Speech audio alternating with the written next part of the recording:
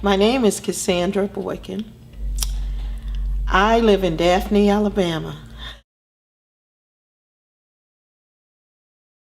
In 2000, somewhere around 2002, there was a gang-related shooting here in front of our church. And we had been talking about doing something for the community because drugs and gangs were kind of taking over. And this particular day, I was in Mobile with my father at the hospital, and one of the young people from the church called me, and they were crying really hard, and they kept saying, "We've got to do something, we've got to do something." And this is when I found out that a 17-year-old, a 18-year-old, and a 15-year-old had killed a 19-year-old right in front of the church. They shot him down, emptied their guns on him, and he died.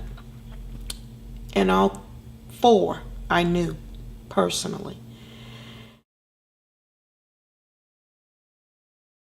And it really upset me a great deal. And I remember telling my pastor, we've got to do something. We've got to take this community back. We've got to give them an option. And so he said, go for it. And I began to research and look around, trying to get someone to help me with some of the ideas that I had for the area. Beautiful community, but when kids don't have anything to do, there's a tendency to just walk the street and get into things. There were times when people stated that bullets were flying in their homes, from, just kids on the street doing what we class as just crazy things. And finally, we got someone to lend us the money to build a facility. We had commitments from some of the members who were going to help us to pay for it. Well, that died very soon, and we began to struggle, but it was still a joy because the children now had somewhere to go, and local organizations they donated things like the computers, office supplies, tables, chairs. We had a pool table that was donated. We had little games, the basketball court, all of this. It became a integral part of the neighborhood. We have a year-round program of child care with the daycare after-school program and then the summer program. But it all ventured from a tragedy, I must say, because a lot of times you talk about what needs to happen, but no one really takes the step to make it happen. It just touches my heart because children are at my heart. They've always been at my heart. I just love them. My husband used to tell me the way we came over here, we call it the back way to the church. And I would go that way sometime by myself because I'm the youth minister at my church. And I would see kids, young men especially, just standing out all times of the night. And my husband would be, he would get on my case. You can't just stop in the middle of the street in time like that. If you're going to go that way, make sure I'm with you, because you don't ever know. But there has not been an opportunity. An opportunity has not passed when I have stopped and just to say hello. And if they were doing something they shouldn't be doing, they would always back off of it. Total respect. Never say anything out of the way to me. And I would tell my husband, that's a drawing tool. That means that there's still something there that you can work with, I've had some of my family members say, you can't save the world.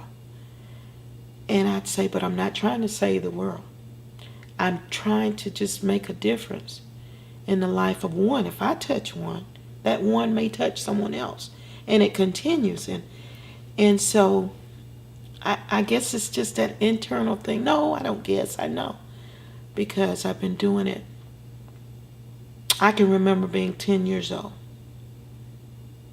and walking down the street in my community and just seeing someone that was in need and just wanting to help them. I know you can make it. I know you can survive, but you've got to sometime reach deep inside and realize that it's the inner man. If you can ever realize that that inner man in you has really the ability to succeed or to fail. So my goal has always been to help people to understand that. I may not could change them, but at least I can put something out there to give them a choice. And it comes from the inside. It's just a drive that I have. And I'll probably go to my grave trying to help other people in that fashion. It is not about where you came from, but it's about what you make of where you're going. And I've seen it happen. I've seen great things happen. I don't like rejecting kids because they're drug addicts. I don't like rejecting kids because they're dropouts. I'm trying to reach out and show them another way. And I think sometime if you can get them in an environment that's different from what they're accustomed to, then they begin to see that there is a difference. That voice that you hear saying you can make it, you can do it, that's what we're trying to give these kids. That's my goal, because I know that voice is what can help you when things really get tough. And you don't seem like you're going to make it. When your money is gone and you're in your mind, you're saying, what am I going to do? You don't have to steal. You don't have to rob. You don't have to use drugs or sell them. You just have to have a determination to make it. And you have to have someone, that inner voice of Miss Sand, as they call me, saying, you can do this. This is called the AUC Resource Center. It's named for the church, African Universal Church Resource Center. Resource because whatever we need to do to help the community, that's what we're going to do.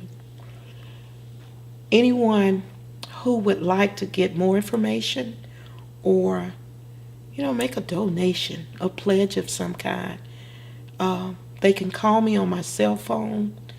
The number is 251-490-4515. The center's number, which is also the church's number, is 251-626-6056. We even have a web page out there. It's www.africanuniversalchurch.com.